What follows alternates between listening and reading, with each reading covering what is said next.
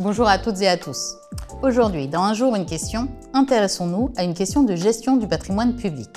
Quelles sont les autorisations et précautions à prendre lorsqu'une commune souhaite louer un bâtiment public pour un usage commercial?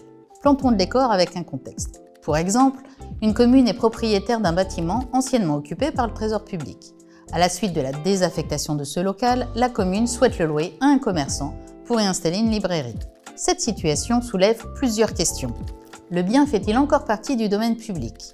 Quelles sont les procédures administratives à respecter pour changer son affectation? Comment rédiger un bail commercial conforme aux droits applicables? Rappelons qu'un bien appartenant à une collectivité publique fait partie du domaine public s'il remplit deux conditions. Il doit appartenir à une personne publique, ce qui est le cas ici. Il doit être affecté à l'usage direct du public ou à un service public avec, dans ce second cas, un aménagement spécifique. En principe, un bâtiment ayant accueilli le trésor public relèverait du domaine public.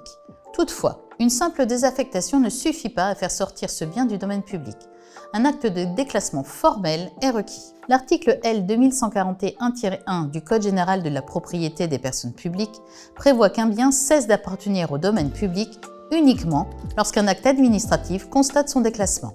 Sans cela, toute cession ou location dans le cadre d'un bail commercial pourrait être frappée de nullité. Par ailleurs, pour que ce bien puisse être utilisé à des fins commerciales, un changement de destination est requis au regard du droit de l'urbanisme. Depuis le 1er janvier 2016, les changements de destination sont encadrés par l'article R 151-27 du Code de l'urbanisme, qui réduit les destinations à 5 principales. Si le changement de destination s'accompagne de travaux modifiant les structures porteuses ou la façade, un permis de construire est nécessaire.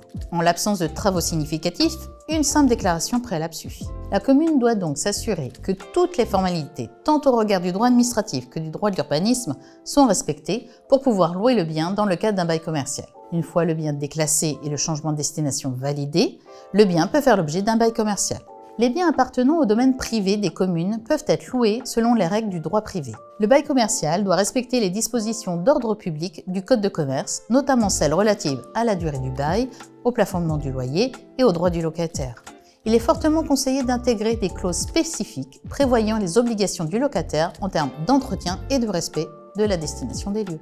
Pour résumer, avant de louer son bâtiment à un commerçant, la commune doit suivre plusieurs étapes essentielles. Procéder au déclassement du bien, vérifier les autorisations d'urbanisme et rédiger un bail commercial conforme. En attendant le prochain numéro de Un jour, une question, partagez sans modération cet épisode. À très bientôt.